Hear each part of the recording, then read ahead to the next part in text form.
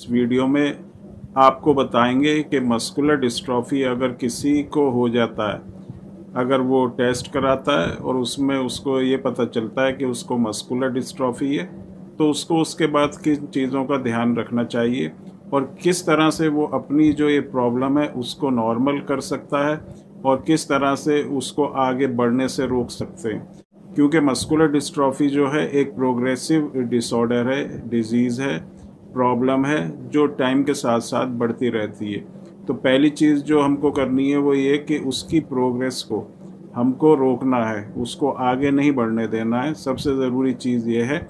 और दूसरी चीज़ जो है, जब एक बार वो रुक जाएगी तो उसको फिर नॉर्मल की तरफ लाने की कोशिश करना है।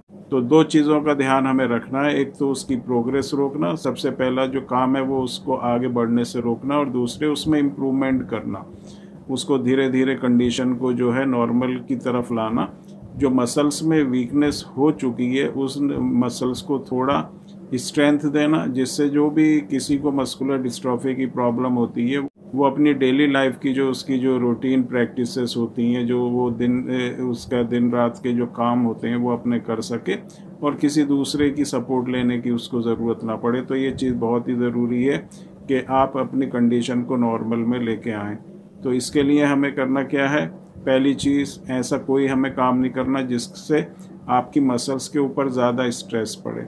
कुछ लोग क्या करते हैं कि जिनको मस्कुलर डिस्ट्रॉफी होती है तो वो फिज़ियोथेरेपी कराते हैं, लेकिन फिज़ियोथेरेपी के साथ वो छोटे बच्चों को भी कुछ लोग ऐसा करते हैं कि उनको वेट जो है लिफ्ट कराते हैं, या बहुत ज़्यादा साइकिलिंग कराएंगे उनको, या उनसे कहेंगे आप बार बार जीने पे चढ़ो फिर उतरो। इस तरह की उनसे एक्टिविटी कराई जाती है जिससे जो मसल्स होती है उसके ऊपर एक्स्ट्रा लोड पड़ता है, मसल्स के ऊपर जो है ज़्यादा स्ट्रेस पड़ता है, इससे मसल्स में और ज़्यादा प्रॉब्लम आती है। तो आपको कोई भी ऐसा काम नहीं करना है, चाहे वो आप छोटे हैं या आप बड़े हैं।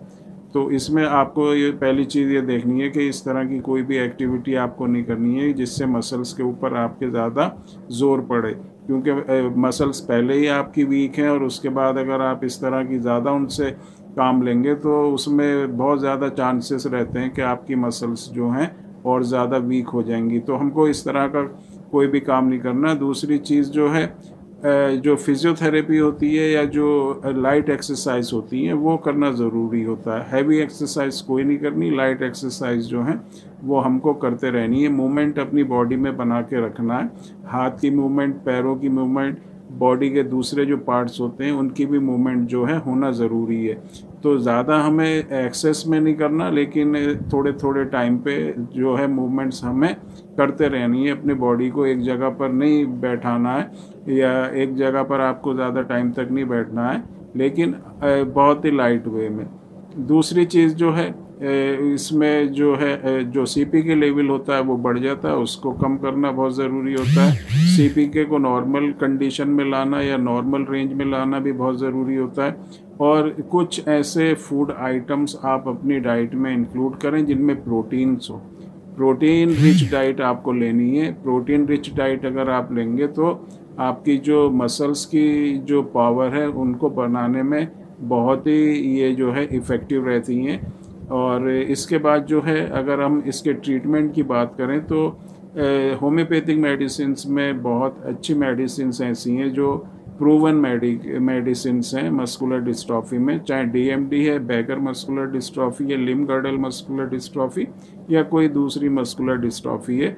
तो ये जो मेडिसिन्स होती हैं बहुत ही अच्छी और इफ़ेक्टिव हैं।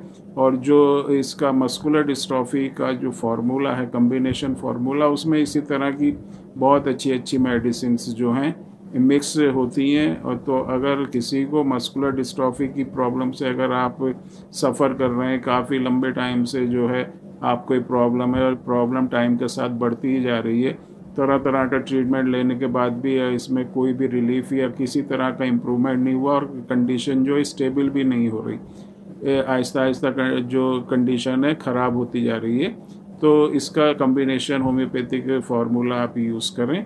और आपकी जो भी कंडीशन है, जो आपकी रिपोर्ट्स वगैरह हैं, वो व्हाट्सएप नंबर पर आप एक बार ज़रूर कांटेक्ट करें।